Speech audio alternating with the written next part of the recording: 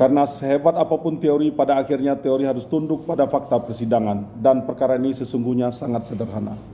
Faktanya, hasil digital forensik tidak menemukan satupun komunikasi transaksi narkotika, tidak ada aliran dana, tidak ada keuntungan ekonomi, tidak ada bukti keterlibatan jaringan, tidak ada bukti terdakwa memesan, menjual, menawarkan, ataupun mengendalikan narkotika. Tidak ada satupun saksi yang menerangkan pernah melihat terdakwa melakukan transaksi narkotika. Maka pertanyaan hukumnya menjadi sangat sederhana. Jika seluruh indikator keterlibatan tidak ada, lalu kesengajaan itu dibangun dari mana? Majelis Hakim yang mulia, penuntut umum berulang kali mendalilkan bahwa karena terdakwa pernah mengantar sebanyak 2 kali, maka hal tersebut otomatis membuktikan adanya mens rea. Menurut kami, argumentasi demikian justru sangat berbahaya, karena logika seperti itu dapat menyeret siapapun menjadi pelaku tindak pidana hanya karena pernah diminta mengantarkan sesuatu. Jumlah pengulangan suatu perbuatan tidak otomatis melahirkan niat jahat, sebab yang harus dibuktikan bukan berapa kali seseorang melakukan sesuatu, melainkan apakah ketika melakukan itu ia mengetahui dan menghendaki akibat dari perbuatannya. Dan sampai hari ini, penuntut umum gagal menunjukkan bukti bahwa terdakwa mengetahui isi paket tersebut. Yang dihadirkan hanyalah asumsi, seharusnya curiga, patut menduga, orang dewasa pasti mengerti, tetapi hukum pidana tidak mengenal standar. Seharusnya menurut dugaan penuntut umum, hukum pidana mengenal pembuktian. Majelis Hakim yang mulia, penuntut umum juga menjadikan BAP sebagai landasan utama dengan menyatakan bahwa terdakwa sebelumnya mengakui mengetahui isi paket. Namun perlu kami tegaskan, di dalam sistem pembuktian pidana Indonesia, BAP bukanlah alat bukti yang berdiri sendiri. Keterangan yang memiliki nilai pembuktian adalah keterangan yang diberikan di hadapan persidangan di bawah sumpah dan diuji secara langsung. Dan ketika terdakwa di persidangan menjelaskan bahwa dirinya tidak mengetahui isi paket tersebut, maka terhadap adanya perbedaan itu seharusnya dicari mengapa perbedaan itu terjadi, bukan langsung diasumsikan bahwa terdakwa berbohong. Majelis Hakim yang mulia, kami juga merasa perlu menanggapi pernyataan penuntut umum yang menyatakan bahwa karena terdakwa sudah dewasa pasti mengetahui risiko. Dengan segala hormat, argumentasi demikian terlalu menyederhanakan manusia, karena kedewasaan umur tidak selalu berbanding lurus dengan pengetahuan hukum. Realitas sosial di negeri ini mengajarkan kepada kita bahwa masih banyak rakyat kecil yang hidup dalam keterbatasan pendidikan, keterbatasan akses informasi, dan keterbatasan pemahaman.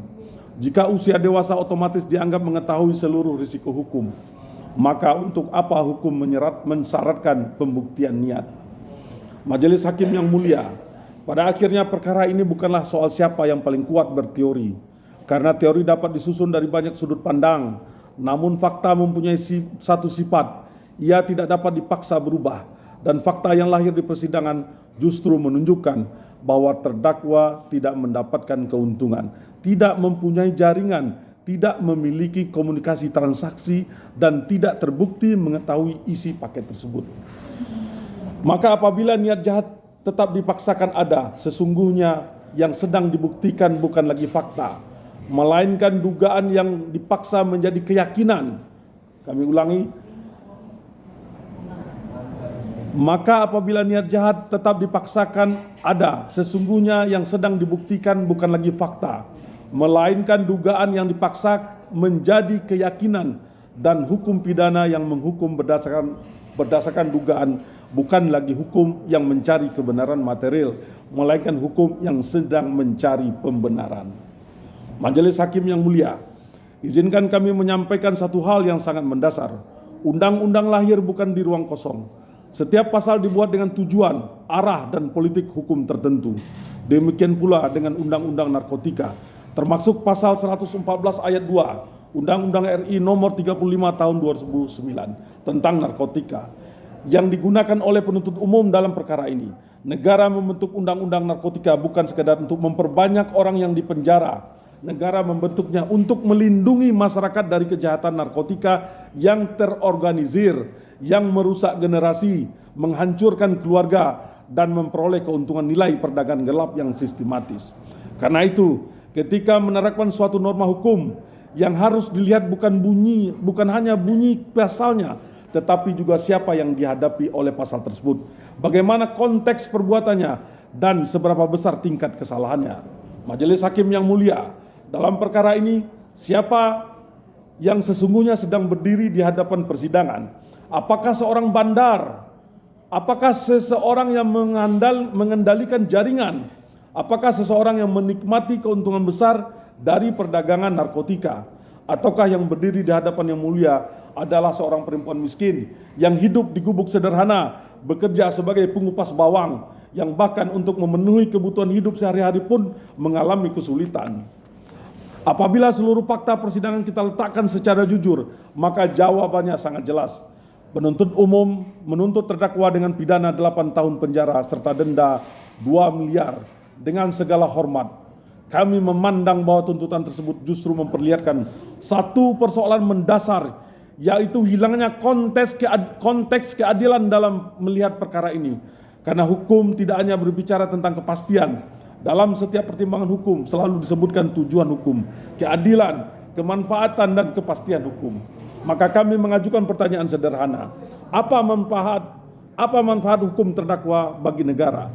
Apakah dengan menghukum terdakwa selama 8 tahun, jaringan narkotika besar akan terputus?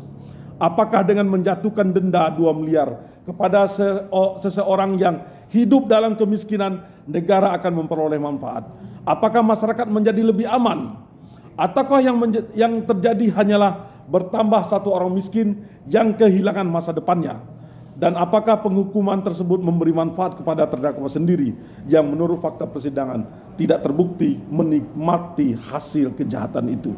Majelis Hakim yang mulia, keadilan tidak dipisahkan dari proporsionalitas. Karena apabila hukum kehilangan kemampuan melihat perbedaan antara pelaku yang mencari keuntungan dari kejahatan dan seorang karena keadaan, maka hukum berisiko kehilangan wajah. Maka hukum berisiko kehilangan wajah manusianya. Negara tidak membentuk hukum untuk menyengsarakan rakyatnya sendiri. Negara membentuk hukum untuk melindungi, mengayomi, dan memastikan bahwa keadilan benar-benar sampai kepada setiap warga negara, termasuk kepada warga negara yang lemah dan tidak memiliki kekuasaan. Dan keadilan yang kami mohon dalam perkara ini bukanlah keadilan karena belas kasihan, melainkan keadilan yang lahir dari pembacaan fakta secara utuh. Kesimpulan dan permohonan. Berdasarkan seluruh uraian fakta, kami berpendapat bahwa unsur kesalahan mens rea tidak terpenuhi. Tidak terdapat bukti yang cukup untuk mengaitkan terdakwa dengan tindak pidana yang didakwakan. Terdakwa adalah korban dari keadaan dan ketidaktahuan. Terdakwa adalah korban dari keadaan dan ketidaktahuan. Oleh karena itu, kami memohon kepada Majelis Hakim yang mulia agar berkenan memutus. 1. Menyatakan terdakwa Darmasanti binti Ismail tidak terbukti secara sah dan meyakinkan bersalah melakukan tindak pidana sebagaimana didakwakan. 2. Membebaskan terdakwa dari segala dakwaan atau setidak-tidaknya melepaskan terdakwa dari segala tuntutan hukum. 3. Memulihkan hak terdakwa dalam kemampuan, kedudukan, harkat, dan martabatnya. 4. Memerintahkan agar terdakwa segera dikeluarkan dari tahanan setelah putusan diucapkan. Atau apabila majelis hakim berpendapat lain, kami memohon putusan yang seadil-adilnya. Semoga putusan yang mulia bukan hanya menurut hukum, tetapi juga benar di hadapan hati nurani. Palembang, 26 Mei 2026. Penasihat Hukum Ida Sri Firdaus Tanjung, Sri Evi Wulandari, Advokat Sumarkos. Demikian.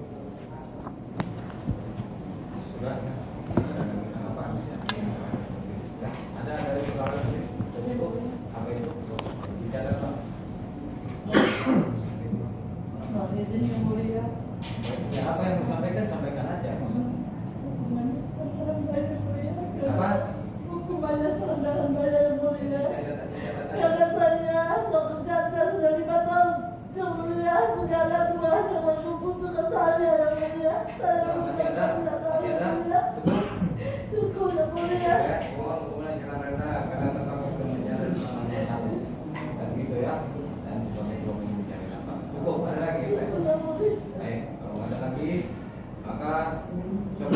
dikirim, udah dikasih. Ya, nanti kita kirim. Pak, nanti kita kasih kopi dari sebelumnya ya. Maka bukan lagi